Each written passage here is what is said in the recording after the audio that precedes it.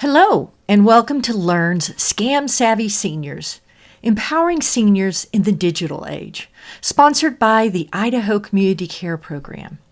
Today, we're going to talk about how to recognize, avoid, and respond to scams so you and your loved ones can stay safe and confident online and offline. Why does scam awareness matter so much? First, it increases your security. You'll be better at spotting threats before they cause harm. Second, it protects your finances. Scammers are after your money and savings, and awareness helps you avoid falling into their traps. Third, it safeguards your identity. Learning about scams helps keep your personal information private. And finally, it protects your emotional well-being. Being informed means you're less likely to experience the stress and distress of being scammed. You might wonder, why are older adults often targeted by scammers? One reason is perceived wealth. Scammers believe seniors have savings, retirement funds, or home equity. Another is politeness. Many older adults don't want to seem rude, so they stay on the phone instead of hanging up. Scammers exploit this kindness. And lastly, lack of tech familiarity. Technology changes quickly, and scammers know that some seniors aren't as familiar with the newest digital threats. To protect yourself, remember these 3 golden rules of scam spotting. Number 1, slow it down. Don't let anyone rush you into making a decision, especially when money is involved. Number 2, spot check. Always verify information using official channels. Number 3, stop. Don't send. No legitimate business will ever ask you to pay with gift cards. Recognizing scam red flags. There are many red flags to look out for. It's important to get to know these, since they apply no matter what new scams come along. Scammers often create urgency, trying to make you act before you think. They create panic to push quick actions. Don't let them rush you. They may ask for personal information through emails or calls, which legitimate companies rarely do. And then unsolicited contact, whether they're direct messages like Facebook Messenger, calls, texts, or emails you didn't expect. This is another warning sign. If something sounds unrealistically beneficial or too good to be true, it probably is. Trust your instincts here. Unusual payment methods. Gift cards or cryptocurrency requests are often scams. Stick to trusted payment methods. Impersonation. Scammers pretend to be from reputable organizations like banks, government agencies, and companies. Emotional manipulation. Exploiting emotions such as fear, guilt, love, or sympathy to gain compliance. And poorly written communication.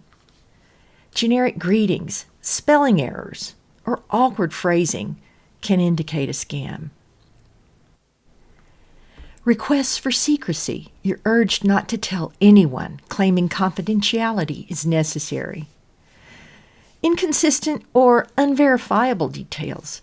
Scammers provide vague or changing information, avoiding specifics when questioned. Fake confirmations or alerts, claims you've made a purchase or your account has been compromised. Threats and intimidation. They may threaten you with arrest, deportation, or legal action to coerce payment or information. Phishing scams are among the most common types of scams. The bait is scammers send fake emails or text messages or even calls posing as legitimate organizations. They create convincing replicas. The hook is urgent messages, and they claim that there's an issue with your account. They pressure you to act quickly. Here's the catch. Clicking links can lead to fake websites, and they can steal your login credentials or personal information. Once scammers have your information, they can access your accounts, make unauthorized purchases, or steal your identity. Recognizing phishing email red flags. Urgent action required. Scammers create a sense of urgency to pressure you into acting without thinking clearly. Unusual sender address. Be cautious of misspellings in websites or unfamiliar email addresses. Request for personal information. Legitimate companies won't ask for sensitive information like passwords or bank details through email. Poor grammar and spelling. Many scam emails contain obvious language mistakes, a red flag indicating their illegitimate nature. Medicare and Social Security fraud. Their initial contact, scammers pose as officials via phone or email, and they'll claim urgent benefit issues. Information gathering is next. They request personal details to update records. This information is used for identity theft. Then fraudulent activity. Scammers use stolen info to bill for fake services. They may also redirect your benefits. Let's talk about tech support pop-up scams. You may have seen this. A pop-up warning appears on your computer screen saying that your computer is infected. Then they'll urge you to call a number or give them remote access to your computer to fix a non-existent problem. But instead of fixing a problem, they'll steal your information or install malware or even charge you for fake services. Do not call the number or contact them in any way. To remove the pop-up, you can often just simply complete a hard shutdown on your device. This is a long press on your power button. Then you wait 5 seconds after your screen goes dark, and you turn your device back on. Or if need be, reach out to a tech helper.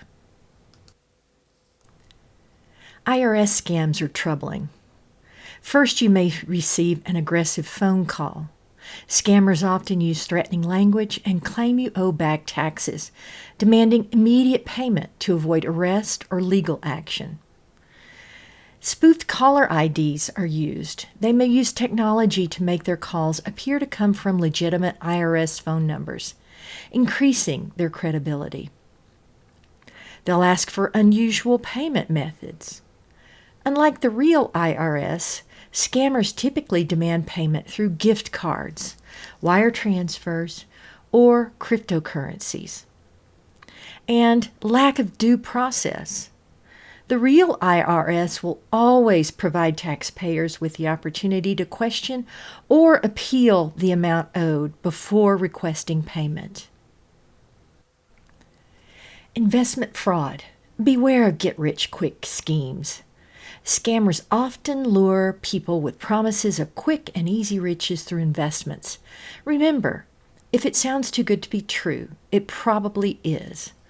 Common approaches are high returns, promising unrealistic returns on your investment; guarantees, offering guaranteed profits without disclosing risks; pressure, pressuring you to invest immediately without proper research; and limited information.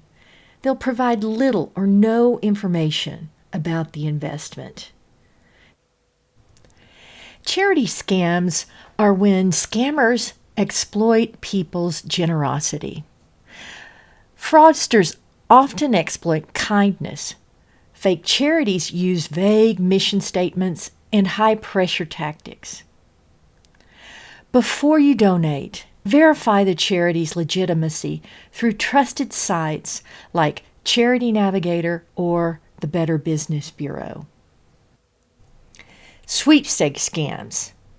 And you never really won. How does it work? You'll get a fake prize notification requiring upfront payments. They'll create excitement about your winning something valuable. What are red flags? There can be requests for fees or taxes up front, prizes for contests you never entered, and pressure to act quickly. How do you stay safe? Be skeptical of unsolicited winnings.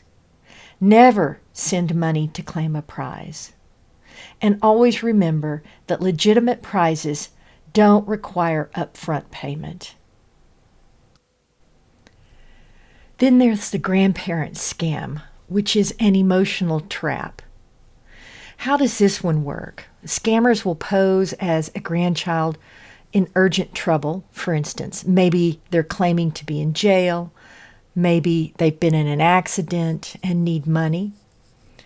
The red flags are immediate cash requests, weird or unusual details in their story, and pleading for secrecy. Don't tell mom, don't tell dad. How do you stay safe? You always verify with another family member before sending money. Never agree to secrecy. Have you ever received fake confirmations or alerts? These can come in your email, a phone call, or a text message. So the deceptive message is the scammer will send a fake order or account alerts with urgent language. Something like, we can't deliver your U.S. Postal Service package until you update your billing information, etc. Warning signs here would be to look for incorrect sender addresses, spelling mistakes, and suspicious links. How do you stay safe here? Never click in unexpected alerts. Verify through official channels. And report any suspicious activity. Romance scams, love lies. So the initial contact is often on Facebook. It's a person with an attractive profile photo. They reach out to you and make quick declarations of love. And then building trust through daily communication, telling you personal stories about their lives, asking you questions, deepening the relationship. But then comes the ask.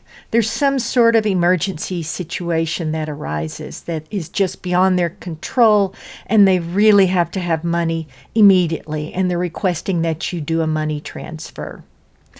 After this situation develops, continuous demands are often the scenario where there will be more emergencies and larger money requests. Be very careful about the information that you share in these circumstances and the people that you make connections with, especially on social media. What are some ways that you can stay safe on social media? Privacy settings can be adjusted so that your account limits public information. You should review these settings regularly or have someone help you do so. Friend requests only accept requests from people you know or that you know are friends of your friends. Be cautious of duplicate accounts. Share wisely. Think twice about posting personal information. And especially avoid sharing travel plans publicly. You can use a two-factor authentication when available for a secure login. This can add an extra layer of security. Identity theft scams can have far-reaching consequences, potentially impacting your finances, credit score, and personal reputation. These scams involve stealing your personal information to commit fraud or other crimes in your name. What are some common tactics? It can be through phishing emails and fake websites, or dumpster diving in your trash for personal documents, stealing your mail or credit card offers, or data breaches of companies you do business with. What are some warning signs? Unexpected charges on your credit card, bills for accounts you didn't open, calls from debt collectors about unfamiliar debts, and errors on your credit report. How can you safeguard your personal information? Number one, protecting your information by shredding documents with sensitive information and being cautious about sharing personal details online or over the phone. Number two, monitoring your accounts. Regularly check your credit reports and bank statements for any suspicious activity. Number three, you can freeze your credit. You could consider freezing your credit to prevent unauthorized accounts from being opened in your name. And number four, reporting identity theft. If you suspect identity theft, report it immediately to the authorities and the credit bureaus. Let's talk about gift cards as payment again. Scammers often request gift cards for payment for various reasons. The big red flag here is that legitimate businesses don't accept gift cards for payment. These are untraceable funds, and they're a really easy way for scammers to access your money. Please don't pay with gift cards. It's very difficult to get your money back if you do.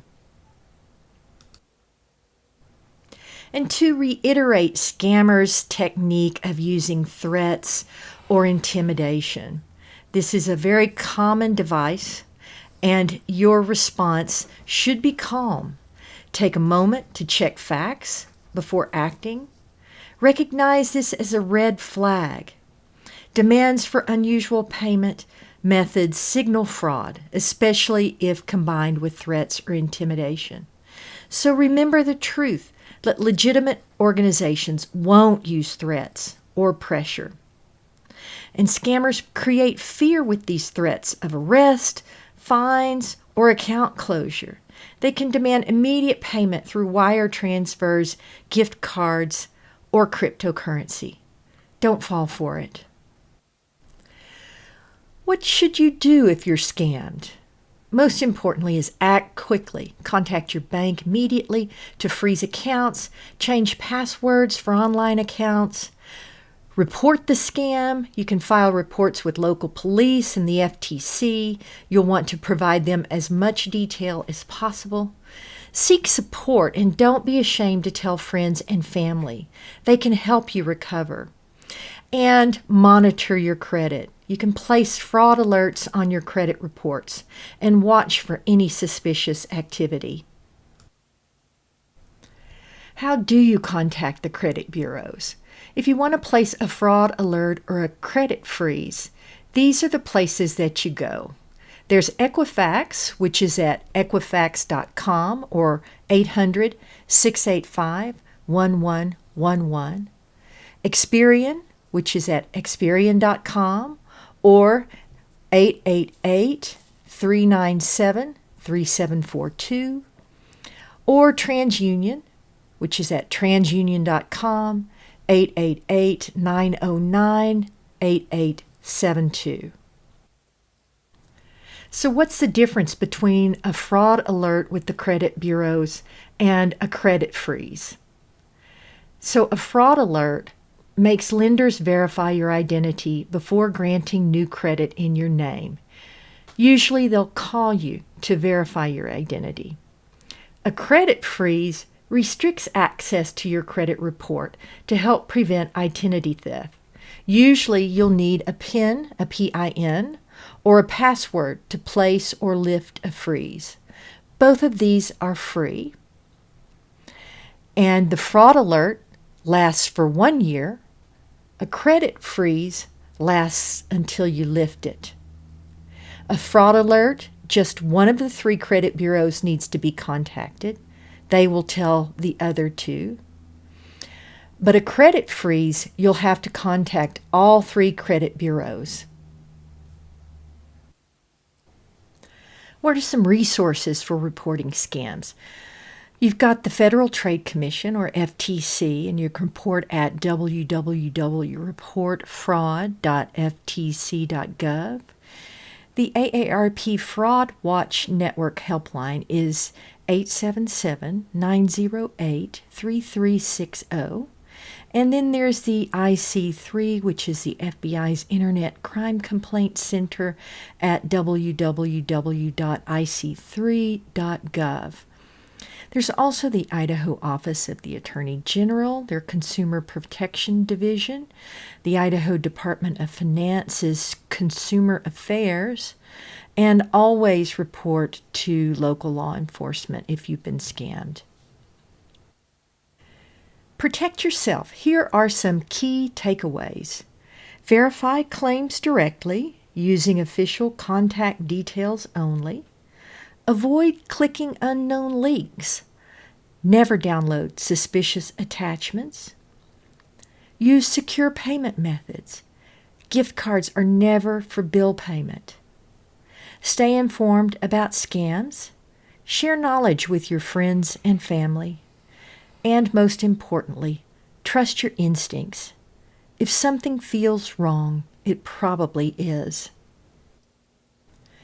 This presentation was brought to you by Learn, Lifelong Education and Aging Resource Network, and sponsored by Idaho Community Care Program, providing statewide information, support, and education to caregivers, family, and other loved ones taking care of an individual with memory concerns, dementia, or Alzheimer's. You can reach them at www.a3ssa.com/community-care-program.